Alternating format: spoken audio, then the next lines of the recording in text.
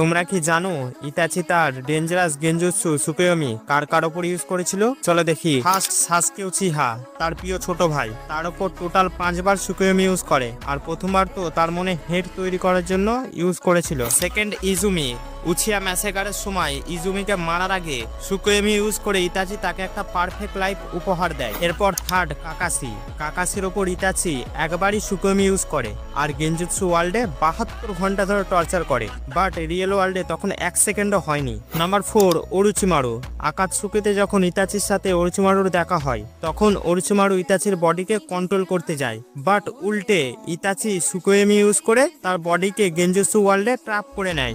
তারপর next number 5 Naruto, Naruto যখন সাসকেকে ভিলেজে ফিরিয়ে আনার জন্য পিছু করছিল তখন ইতাচির সাথে দেখা হয়, আর ইতাচি সুকুয়োমি ইউজ করে তার মধ্যে একটা ক্রো ইমপ্ল্যান্ট করে দেয়। আর last number 6 Kabuto, 4 great ninja ওয়ারে কাবুটোর এডো টেন্সেকে ব্রেক করার জন্য ইতাচি সুকুয়োমি ইউজ করেছিল।